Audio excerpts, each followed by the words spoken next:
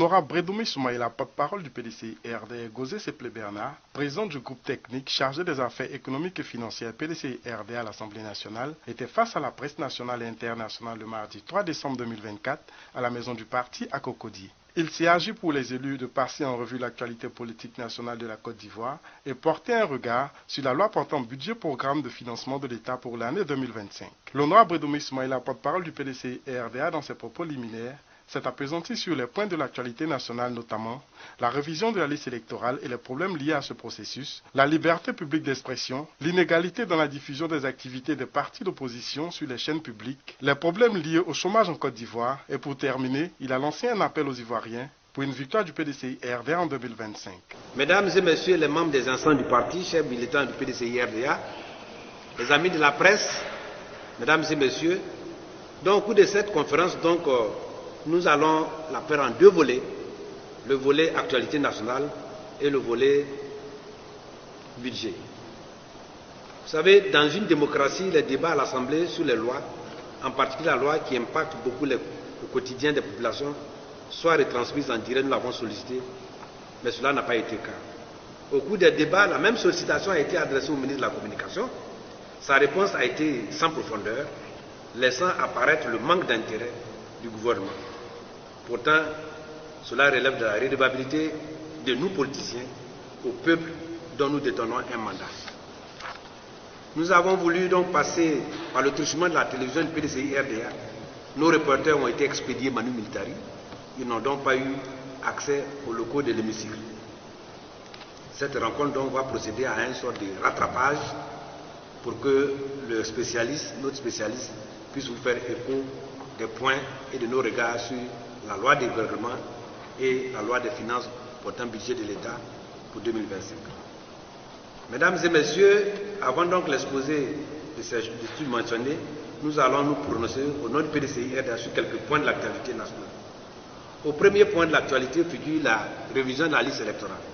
Nous en avons passé la dernière fois, mais comme vous savez, au terme donc des deux phases, on dénomme un peu plus de 1,5 million, donc un peu plus de 900 000 premiers votants.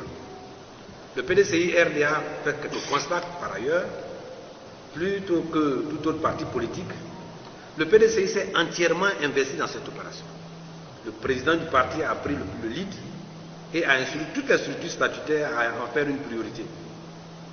Plusieurs sites d'enrôlement, le président donc a fait le tour de plusieurs sites d'enrôlement, notamment tout le district d'Abidjan, à l'intérieur du pays, à Odjene, à Man, à Diokwe, Gonaté, Daloa, Boaflé, Bonon, Démocrate, Tumodi.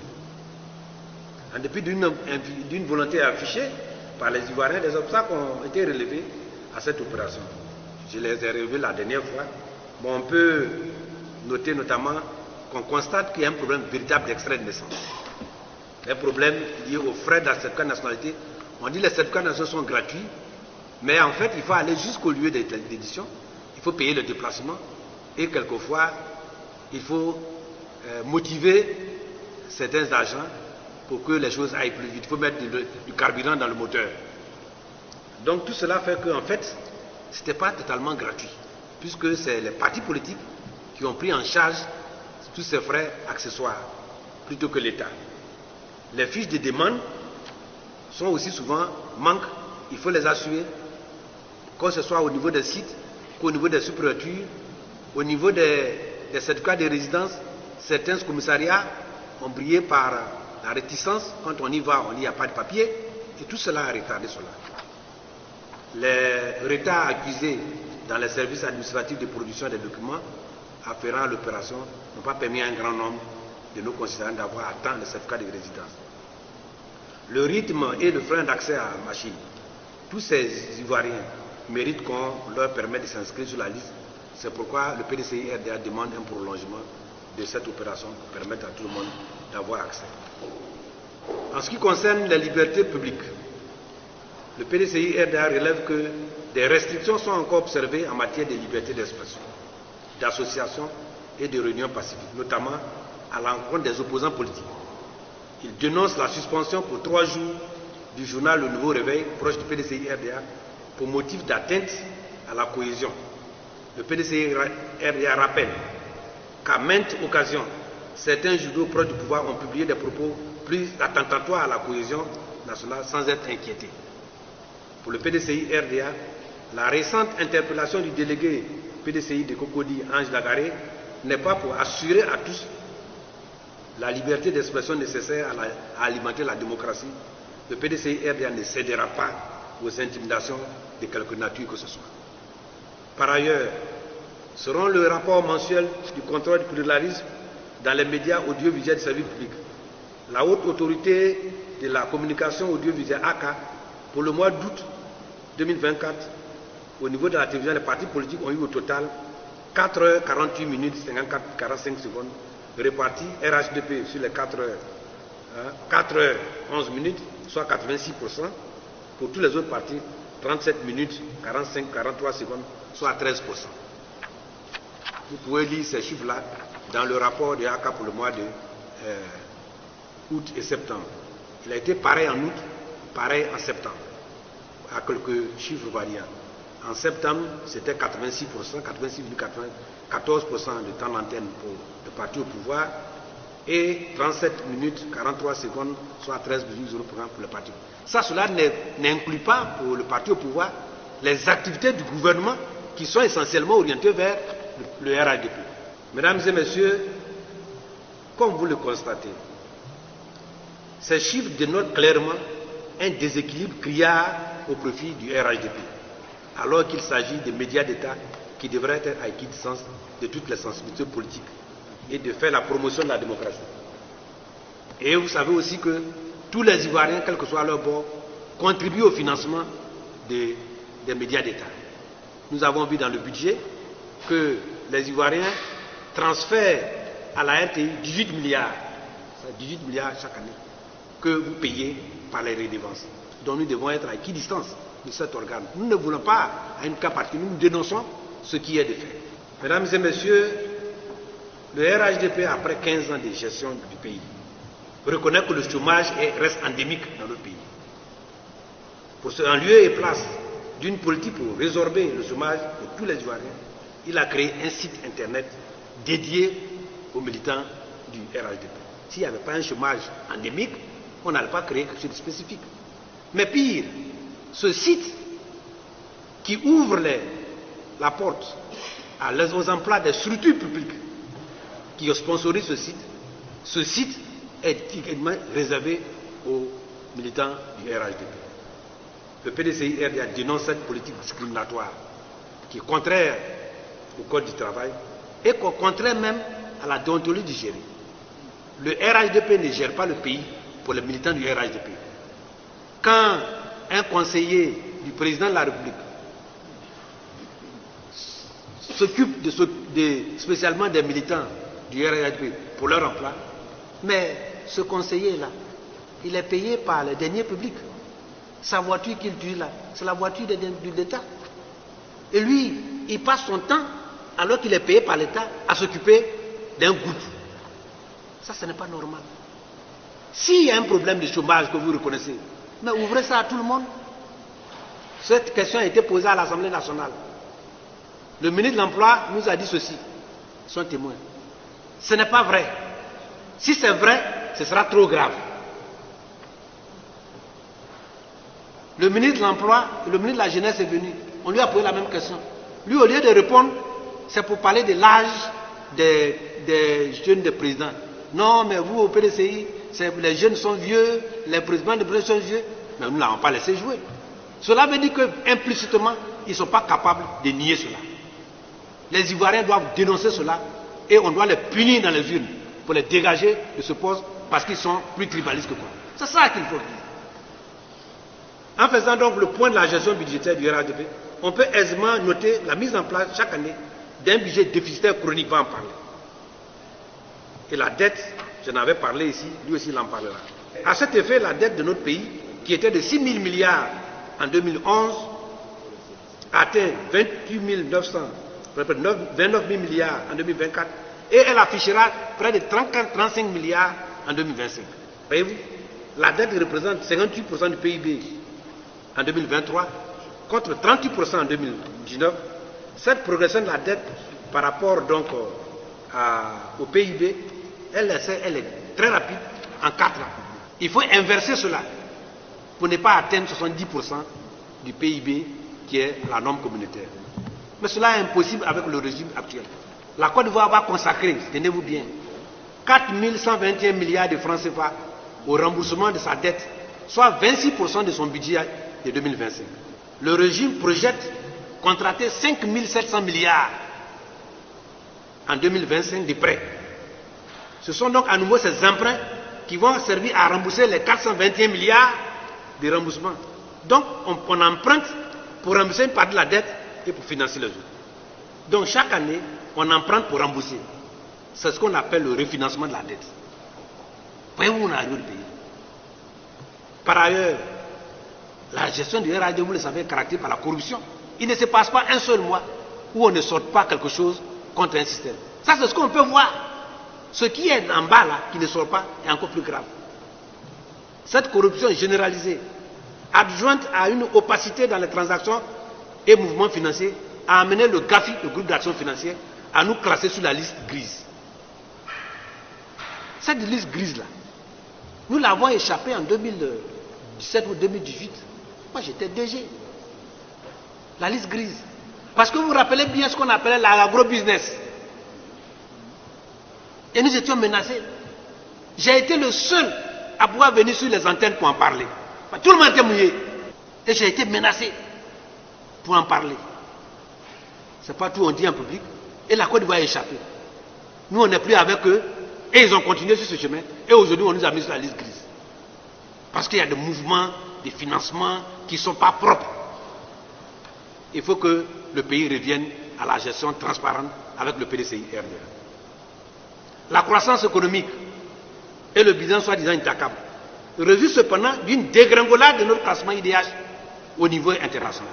On dit croissance, bilan intacable. Mais voyez-vous, l'homme n'en profite pas. Les travaux d'infrastructure dans lesquels on a englouti des milliers de milliards de nos ressources sont connus pour leur malfaçon et pour la gestion opaque des marchés publics. Ainsi, pour insuffisance de contrôle, selon le rapport du ministère de l'Entretien routier, seulement 45% des projets réalisés font l'objet d'une inspection. C'est dans le rapport du budget, 45%. Ça veut dire que 55% des projets réalisés n'ont jamais eu de contrôle. Quand à la livraison des ouvrages bitumes, on observe déjà de 30% déjà d'insatisfaction. Quand vous allez livrer le goudron là, les acteurs qui connaissent là, 30% de ces acteurs disent non, c'est pas bon. Quand c'est les routes en terre, c'est plus de 50%. On comprend alors pourquoi le président Henri Konan Bédié avait qualifié ces voiries de biodégradables. Que les responsables de ces calamités cherchent à se former auprès de l'ingénieur Tidjane Thiam, plutôt que de parler des nouveaux politiciens en pensant justifier de ce fait leur idéologie du ventre auprès du maître. Mesdames et messieurs, chers amis de la presse, notre pays est à l'agonie au regard de l'impact imperspectif des politiques économiques sur le développement humain. Nous appelons donc tous les Ivoiriens à accorder leur suffrage au président Tidjane Thiam, le candidat du PDCI-RD en octobre 2025, pour libérer la Côte d'Ivoire d'une gestion corrompue, inefficiente, sans visage humain, discriminatoire et qui enfonce chaque année notre pays dans un endettement périlleux pour notre postérité. Vive le PDCI-RDA, vive la Côte d'Ivoire et vive la victoire du PDCI en 2025. L'honorable Gosé Seplé, quant à lui, a axé son argumentaire sur la loi de règlement et la loi de finances portant budget de l'État pour l'année 2025. Mon intervention portera, comme l'honorable Rumi l'a dit, sur la loi de règlement 2023 et la loi de finances portant budget de l'État pour l'année 2025. La loi de règlement, qu'est-ce que c'est? Comme il nous le disait tout à l'heure, les députés, maintenant c'est le Parlement, c'est-à-dire les députés, les sénateurs, votent la loi de finances portant budget de l'État. Les ordonnateurs ou ceux qui sont du budget l'exécutent. Après, il faut qu'ils viennent rendre compte et que cela soit constaté par une loi. C'est ce qu'on appelle la loi de règlement. C'est-à-dire la loi de règlement 2023, c'est la loi qui vient constater l'exécution en recettes et en dépenses du budget de l'État de l'année 2023. Et cela se fait toujours un an après. C'est-à-dire nous sommes en 2024, donc on fait la loi de règlement 2023. Et cela doit se faire en vue de la loi de finances de l'année N+1. C'est-à-dire la loi de finances portant budget de l'État de 2025 ne peut pas être discutée par l'Assemblée nationale ou par les parlementaires si la loi de règlement n'est pas déposée à l'Assemblée nationale. Donc cette loi a été déposée et nous avons examiné donc, la loi de finances 2025. Et je vais donc vous parler de cette loi. Mais avant de vous parler de cette loi, je voudrais vous situer quand même le cadre institutionnel. Parce que de ce point de vue, il y a eu évolution. Avant 2020, on était dans ce qu'on appelle généralement la gestion en mode moyen, budget de moyens, donc des budgets. C'est-à-dire, des moyens étaient donnés aux ordonnateurs et on leur dit allez faire des choses, allez réaliser dans le cadre de la politique publique ou des politiques publiques, allez faire des réalisations. Maintenant, dans le nouveau cadre, qu'on appelle le cadre de budget programme, il est demandé d'abord à celui à qui on va donner les ressources, qu'est-ce que vous voulez faire? À un ministre de la Santé, on va dire, qu'est-ce que vous voulez faire? Il va dire, je veux réduire la morbidité, c'est-à-dire le taux de personnes malades ou le taux de mortalité. Alors, il va dire, pour le faire, il faut que je construise des dispensaires. Pour le faire, il faut qu'il y ait accessibilité aux services de santé. Donc c'est tout ça qui est évalué et à partir de là, on lui donne les moyens. Donc il a un programme à partir duquel on lui donne les moyens. C'est pour cela qu'on parle désormais de budget programme. L'argent n'est pas, les ressources ne sont pas allouées sans qu'il n'y ait de programme. Donc c'est important. Et ce qui est même recherché, c'est au-delà l'efficacité et même l'efficience. C'est-à-dire, on dit, bon, vous voulez construire des hôpitaux, on vous donne pour baisser le taux de mortalité, bon, vous avez demandé 200 millions, on vous donne les 200 millions. Si vous réalisez, vous considérez les hôpitaux avec les 200 millions, comme vous l'avez prévu, vous êtes efficace. Maintenant, si vous réalisez les hôpitaux avec 190 millions ou 180 millions, on dira que c'est efficient. C'est-à-dire atteindre les résultats avec le moins de ressources possible. C'est ça. Et la particularité aussi du budget programme par rapport au budget des moyens, c'est que dans le cadre des budgets de moyens, c'est le ministre en charge du budget seul qui venait à l'Assemblée nationale et qui discutait ou qui examinait le budget de l'État avec les députés. Maintenant, les choses ont changé. Chaque ministre vient défendre son programme et le budget irrélatif. Et la loi même qui a instauré la directive de 06-2019 de l'UEMOA demande même qu'on vote le budget, pour le vote du budget, qu'on vote programme par programme. Donc nous, dans notre cadre, nous votons par ministère parce qu'il y a beaucoup de programmes. Ceci étant, pour que l'examen du budget se passe bien, il se passe du moins dans un cadre dit des missions.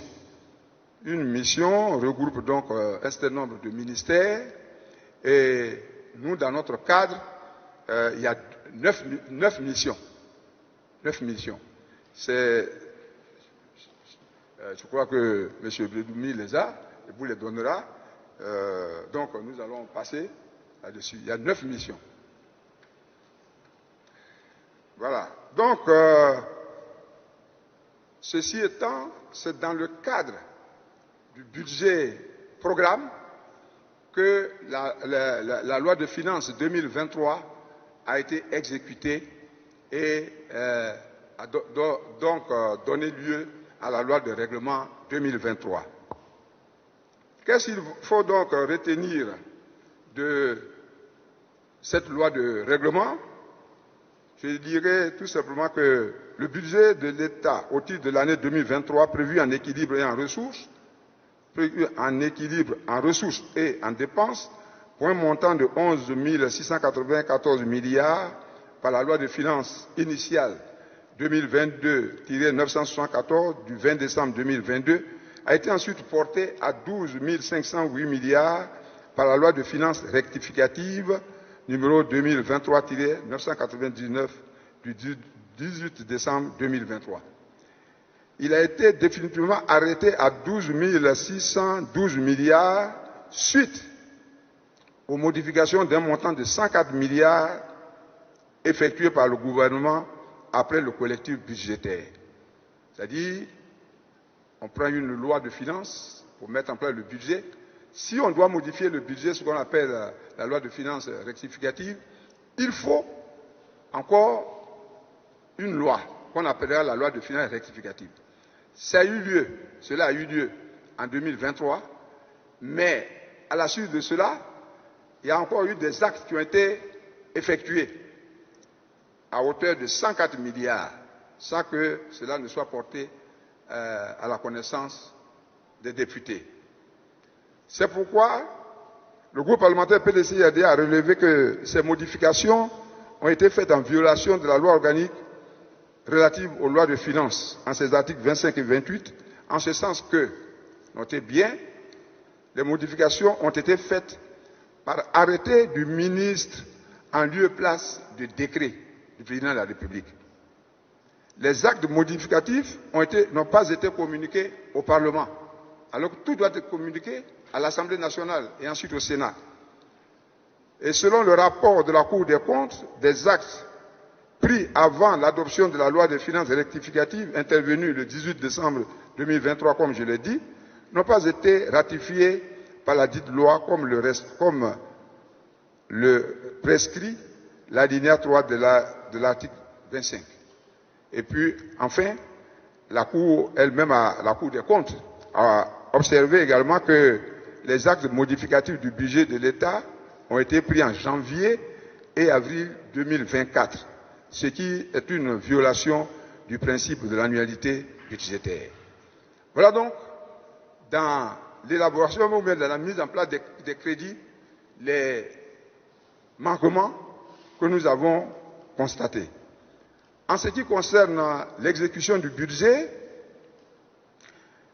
il s'est soldé globalement avec un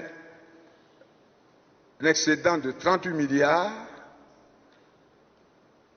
dû au fait que, comme il le disait tout à l'heure, dû au fait des emprunts qui ont été faits. Parce que dans le budget, vous avez 3 composantes. Vous avez les recettes et les dépenses budgétaires qui traduisent même l'activité ou le dynamisme de l'économie. De ce point de vue, nous avons un déficit de 3 110 milliards. Et dans le compte de trésorerie, là où on emprunte, on a eu un excédent de 3 149 milliards, ce qui a fait que, globalement, l'exécution du budget s'est soldée par un excédent de 38 milliards. Voilà donc ce que je voudrais vous dire s'agissant de l'exécution du budget à ce niveau. Maintenant, comme je l'ai dit, le budget est réparti entre les programmes et les dotations. Les dotations, ce sont les crédits qu'on donne aux institutions qui n'ont pas de politique publique à mettre en œuvre. Et l'exécution de ce budget, au niveau de l'exécution de ce budget, c'est là que nous avons constaté des différences importantes entre les données du ministère des Finances et du Budget et celles de la Cour des comptes, qui a donc consolidé les rapports annuels de performance des ministères. À ce niveau, notez que entre ce que le ministre du Budget des Finances dit avoir donné au ministère pour travailler et ce qu'ils disent avoir reçu pour travailler, il y a un écart de 704 milliards. 704 milliards, donc entre les prévisions. Et puis, en ce qui concerne l'exécution, mais entre les données du ministère des Finances et du Budget et celles issues des rapports annuels de performance des ministères, là il y a un écart de 714 milliards. Alors, là-dessus, le PDCI a demandé à comprendre. Parce que, naturellement, quand je donne quelque chose à quelqu'un, si je vous dis, je vous ai donné 1000 francs, vous devez dire, j'ai reçu 1000 francs. Moi qui donne, je ne peux pas dire, je vous ai donné 1000 francs, alors que vous qui recevez, vous dites que je n'ai reçu que 700 francs. Donc, on a dit d'expliquer l'écart. Et il a expliqué cela par la différence des dates de saisie des données au plan comptable. Et il s'est engagé à corriger cela, à travailler même en collaboration avec l'Assemblée nationale, avec les députés, pour que cela soit corrigé. Donc, c'est vrai que ce sont des chiffres importants, mais sachez aussi que le budget de l'État, c'est 15 000 milliards. Donc, là-dessus, nous avons pris bonne note et nous sommes donc attentifs à la situation. Mais le ministre a dit qu'en réalité, il n'y a pas de détournement, mais ce sont des jeux d'écriture. Maintenant, au niveau de la performance des programmes, c'est-à-dire l'exécution des crédits qu'on leur a donnés, il s'est trouvé qu'il y a des ministères qui ont exécuté presque la totalité de leur budget, il y en a qui ont exécuté moins, mais quand on regarde maintenant par rapport à l'incidence que cela devait avoir, donc au niveau utilisation des moyens par rapport aux résultats, il se trouve que sur 32 ministères, il y a 10 qui ont été performants.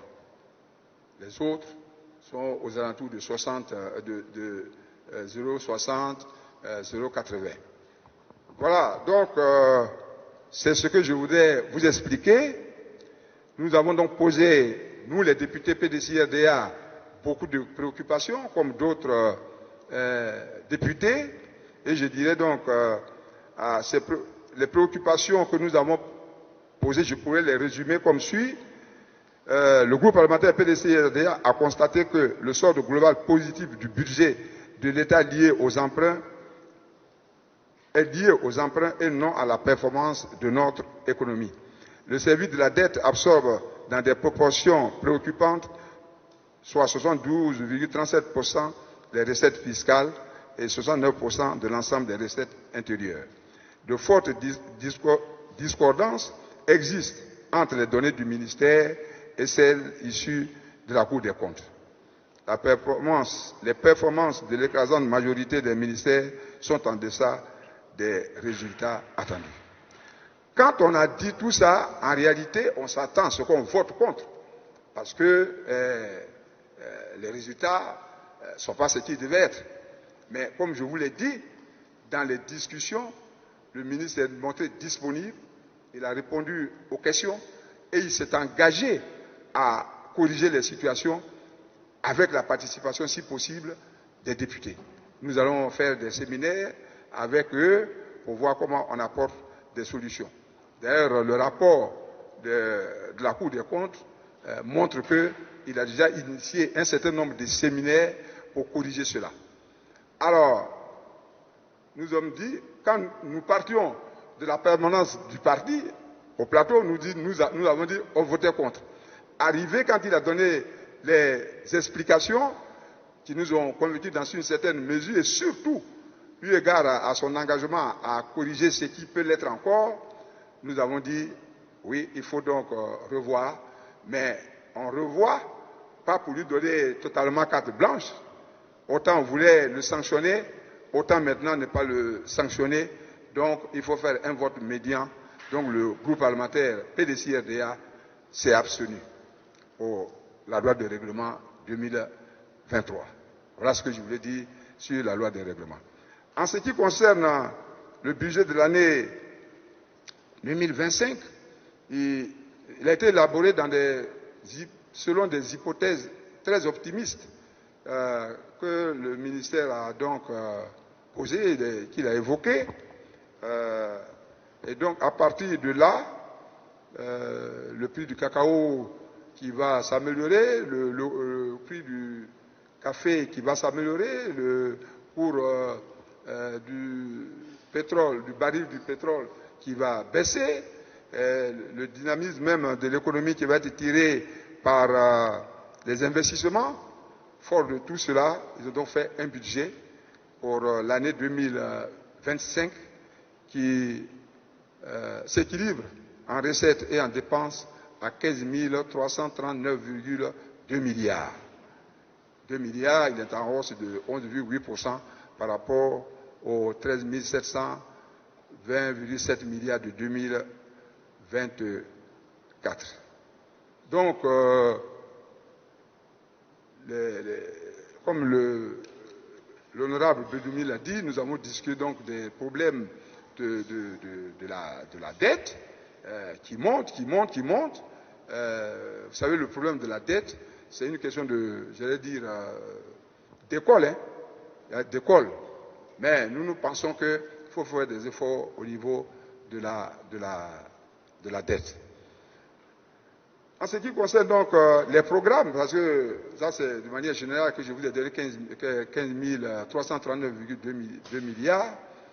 Donc les programmes, il y a donc eu 32 ministres auxquels qui ont donc présenté leur programme, et cela pour un coût global de plus de 7 000 milliards. Cela représente 51,8% du budget. Et selon les répartitions, la décomposition du budget en recettes et dépenses budgétaires et en ressources de trésorerie, normalement, les prévisions des recettes et dépenses budgétaires doivent se solder par un déficit d'1,9 milliard qui va être couvert par l'excédent des comptes de trésorerie d'1,9 milliard.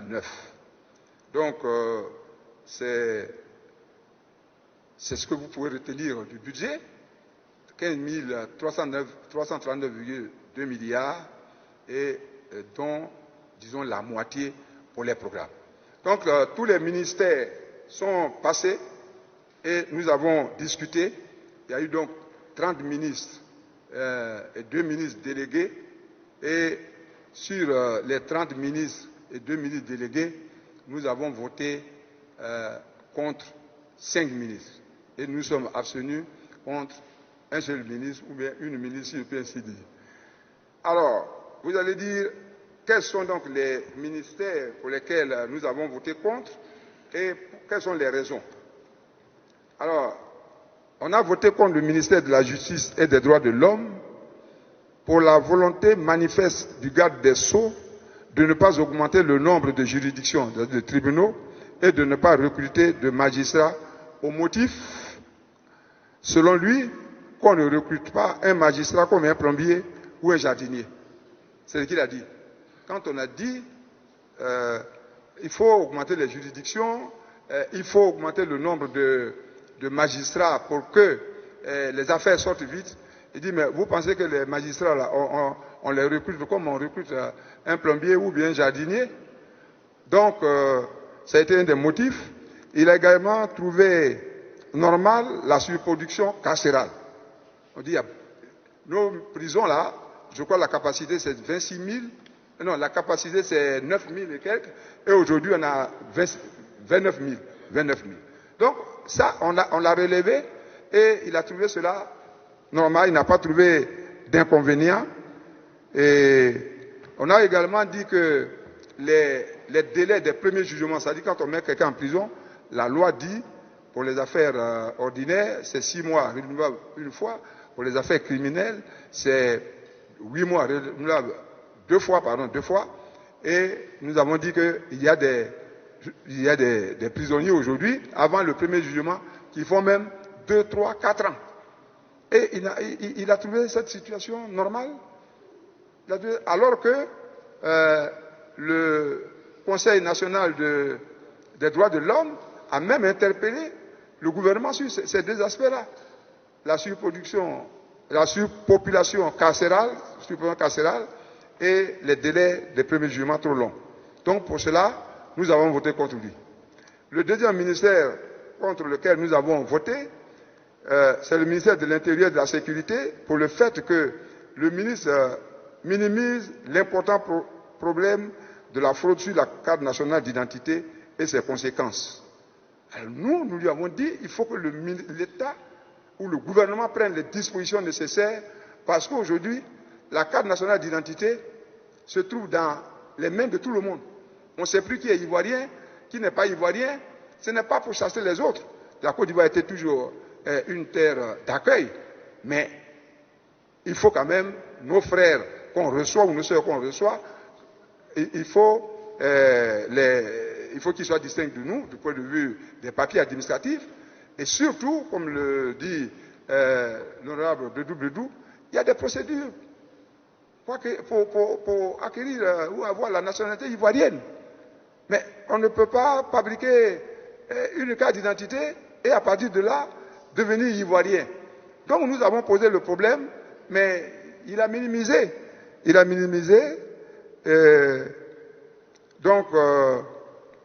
Et puis nous avons posé aussi le problème des bureaux, des sous-préfectures, enfin et des préfectures.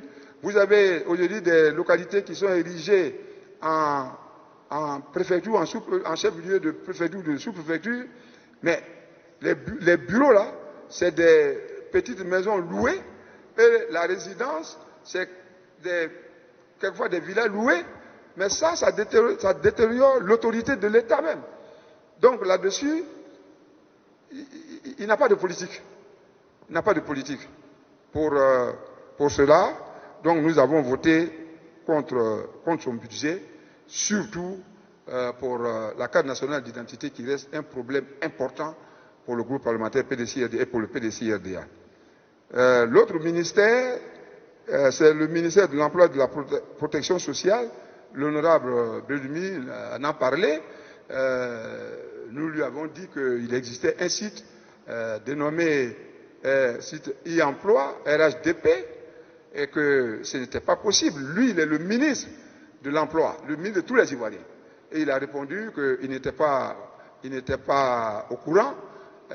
Donc, séance tenante, ceux qui avaient le site sur leur portable, ils lui ont montré. Et pour nous, c'est un acte très grave que ce soit ainsi, que ceux qui dirigent le pays et qui doivent satisfaire les Ivoiriens sans tenir compte de leur coloration politique ou religieuse, qu'ils commencent à faire cette sélection. Nous pensons qu'ils sont en train de tuer la nation ivoirienne, donc nous avons voté contre ce ministre-là. Le ministère de la Communication, mais l'honorable Bledumi aussi l'a dit, en raison du favoritisme qu'il y a au bénéfice du RHDP et au détriment des partis de l'opposition. Je pense que entre nous-mêmes, là, nous qui sommes ici, si on demande quels sont ceux qui regardent la télévision ivoirienne ou qui écoutent la radio ivoirienne, il n'y a pas beaucoup. Parce que nous, on ne se retrouve même plus dans ces chaînes-là. Moi, j'ai arrêté de regarder ces chaînes-là à partir de l'année où le président, on a eu l'investiture du président Bédi à Yamoussoukro et il n'était pas venu couvrir ça. Et il se permet de dire, c'est parce qu'on ne leur demande pas. Mais l'information, dès que vous l'avez, sans qu'on vous invite, vous allez à la recherche de l'information. C'est ça la communication. Et les médias d'État doivent être à l'affût des informations relatives aux événements importants. Donc c'est toujours des prétextes qu'ils trouvent pour ne pas nous prendre, il a dit tout à l'heure, sur 30 minutes de télévision, je pense qu'ils ont eu presque 4 heures. Et 4 heures et plus. Et tous les autres partis de l'opposition, moins de 30 minutes. Donc pour cela, nous avons voté contre lui. Le dernier contre qui nous avons voté, c'est le ministère de la promotion de la jeunesse, de l'insertion professionnelle et du service civique, parce que le groupe parlementaire PDC-RDA lui a posé le problème des 365 milliards par jour que le président de la République a annoncé publiquement pour la jeunesse. Alors, il lui a été demandé quelle en est la gestion, quels sont les impacts sur les jeunes aujourd'hui, mais l'explication qu'il a donnée ne nous a pas convaincus en disant que non, il faut quand vous avez un programme de jeunes, quel que soit le ministère où ça se trouve, ça relève des 365 milliards.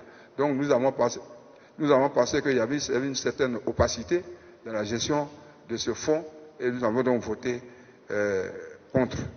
Et le dernier ministère, celui-là, c'est pour lequel nous sommes abstenus, c'est le ministère de la cohésion nationale, de la solidarité et de la lutte contre la pauvreté, en raison de l'impact peu visible de l'action politique de ce ministère-là.